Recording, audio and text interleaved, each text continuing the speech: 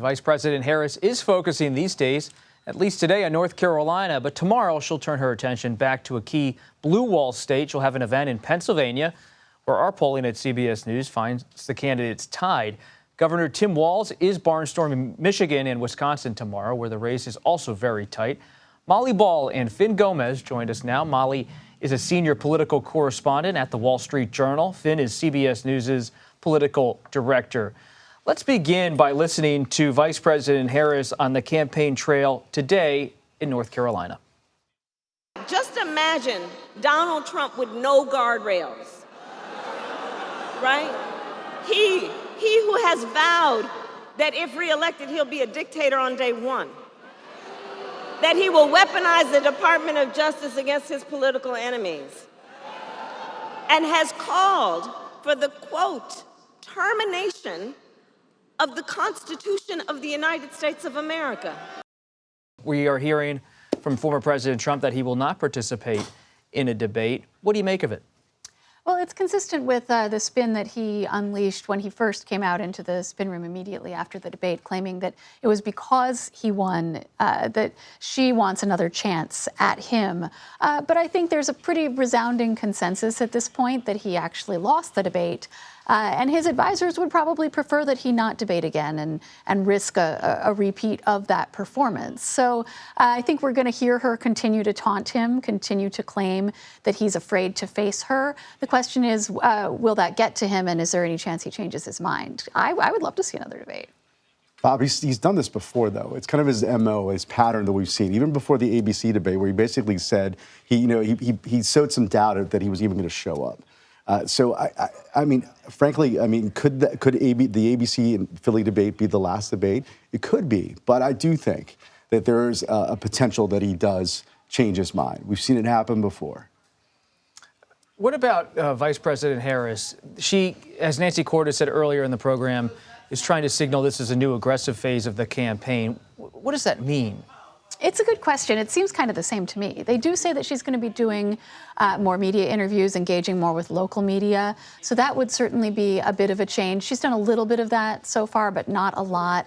But, going to the swing states and giving speeches is basically what she's been doing all along. So it may be more of a branding exercise than anything. Obviously, with 8 weeks to go before the election, both of these candidates are going to be on the campaign trail every chance they get, out in those swing states every chance they get.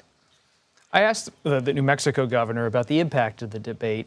Inside the Trump campaign, what are your sources telling you, Fin, about how they're processing what happened and whether it will have an impact? I think, what I've been hearing from my sources close to the campaign is that, the spin is that it won't have an impact. The debates don't matter. But clearly, we saw that the June 27th debate did have an impact, a very sizable impact. Look, I do think that, I think at this point, with just 54 days to go until Election Day, voters are starting to turn in and starting to make.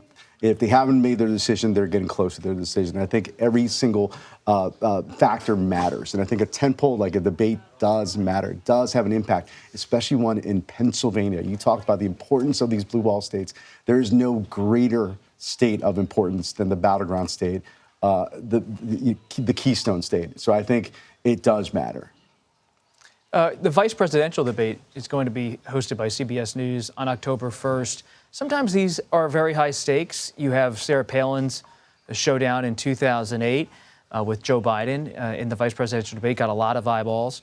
What are you looking for with the upcoming vice presidential debate?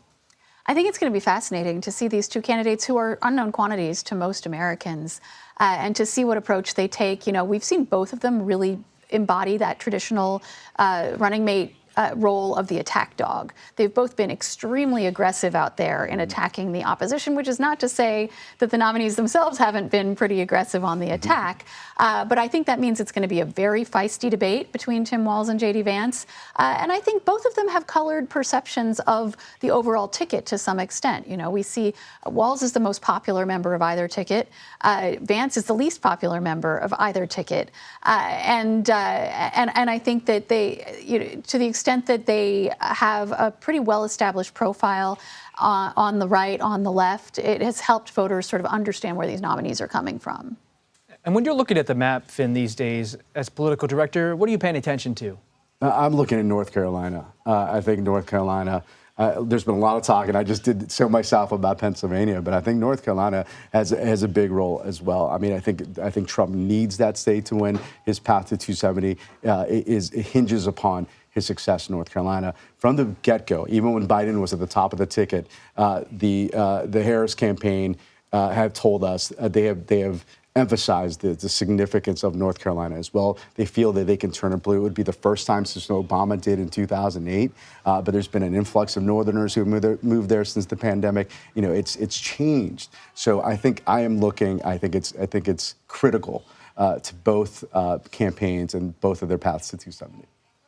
Molly, when you look at the final few weeks of this campaign, and you're thinking through conceptually what you want to write about, what you want to cover, you write major profiles as well as daily journalism. What's on your mind now post-debate? Well, I've been thinking a lot about the map, about the Senate map as well. I have a story coming out on the Ohio Senate race, which is going to be pivotal for both parties, in which, although Ohio, sadly for me, because I love Ohio, is not a swing state anymore, it's a fascinating state. Is Senator Sherrod Brown in trouble? Absolutely, he's in trouble. I mean, this is a state that Trump won by 8 points twice, which means that and is expected to win it by about the same margin again.